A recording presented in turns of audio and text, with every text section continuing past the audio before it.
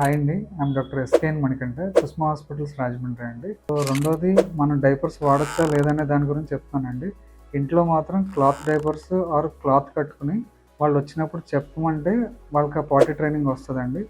బయటికి వెళ్ళినప్పుడు వాళ్ళకి ఆప్షన్ లేదు అన్నప్పుడు డిస్పోజబుల్ డైపర్స్ వాడండి. సో మనకు ఆప్షన్ లేనప్పుడే మీరు వెట్ వైప్స్ అనేవి వాడండి.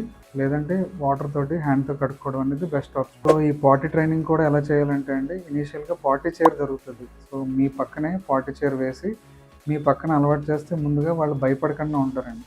మనకి వెస్ట్రన్ అవ్వచ్చు, ఇండియన్ అవ్వచ్చు, అది హోల్ పెద్దగా ఉండడం వల్ల పిల్లలు ఏంటంటే అందులో పడిపోతానేమో అని భయంతో వాళ్ళు మీరు ఇనీషియల్గా పాటీ చైర్ మీద కూర్చోబెట్టినప్పుడు ఇబ్బంది పడతారు. సో మీ పక్కన అలవాటు చేసి మెల్లగా పాటీ చైర్ అనేది మన కమోడ్ మీద పెట్టి వాళ్ళకి స్లోగా అలవాటు చేస్తే అప్పుడు మనకి పాటీ సిట్టింగ్ చైర్ అనేది విడిగా దొరుకుతుందండి. సో దాన్ని తీసుకుని వెళ్ళి దాని మీద కూర్చోబెడితే పిల్లలకు స్లోగా ఆ పాటీ ట్రైనింగ్ అనేది అలవాటు అవుతుంది.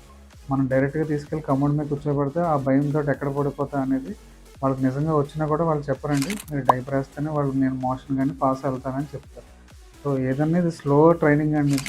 వెంటనే మనకి ఒక 1 మంత్లో కానీ లేదంటే 2 నెలల్లో వచ్చేసేది కాదు. మీరు ఇన్ అండ్ అరౌండ్ 6 మంత్స్ నుంచి 1 ఇయర్ ట్రైన్ చేస్తే పిల్లలు అనేది మోషన్ కానీ యూరిన్ కానీ వాళ్ళు కమోడ్లో పోసుకోవడం లేదంటే బాత్రూమ్కి వెళ్ళి పోసుకోవడం అలవాటు అవుతుంది. వాళ్ళకి ముందు చెప్పడం అనేది మీరు అలవాటు చేయాలండి. సో మీరు ఎంత బాగా ట్రైన్ చేస్తే పిల్లలు అంత తొందరగా నేర్చుకుంటారండి. ఎర్లీ ద ఏజ్ పిల్లలు బాగా చెప్పడం తెలుస్తుందండి.